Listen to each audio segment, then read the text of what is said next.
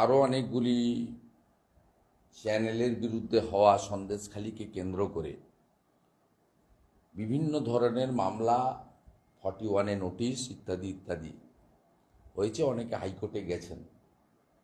আমি আশা প্রকাশ করব তারাও আমাদের সংবিধানের এই 4th পিলার, মিডিয়ার মুখ বন্ধ করা এবং সন্দেশখালিতে যে বর্বরোচিত জঘন্য অমানবিক ঘটনা ঘটেছে তার প্রকৃত তথ্য তুলে ধরা গ্রামবাসী এবং মাতৃমণ্ডলীর মাধ্যমে তারা সকলেই ভারতবর্ষের সুমহান বিচার ব্যবস্থার মধ্য দিয়ে সুবিচার পাবেন।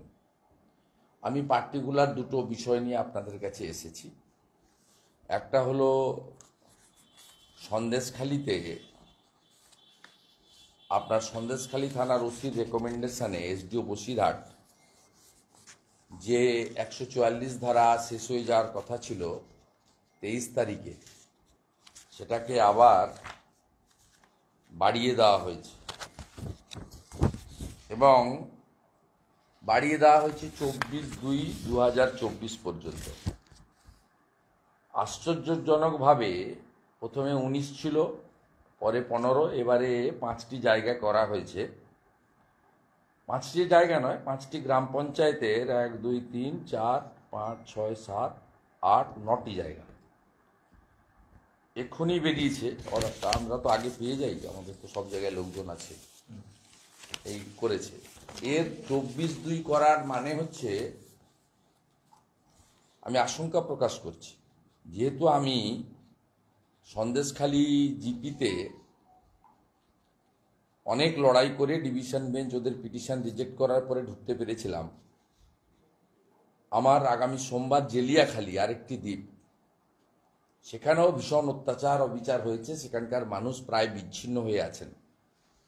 সেখানকার মা বোনেদের অনুরোধে এবং বেশ কিছু অন্যায় ঘটনার খবর পাওয়ার বিষয়ে আমি সচক্ষে শুনতে বা জানতে যাব।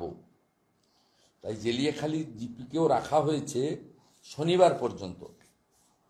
উদ্দেশ্যটা খুব পরিষ্কার, যাতে শনিবার আমি ওখানে যেতে না পারি, সোমবার যেতে না পারি, আর শনিবার এই 144টাকে এক্সটেনশন করে দেওয়া হবে 26-27 পর্যন্ত। আর যেহেতু শনি রবি কোর্ট বন্ধ, যাতে কোর্টেও গিয়ে চ্যালেঞ্জ করতে না পারি।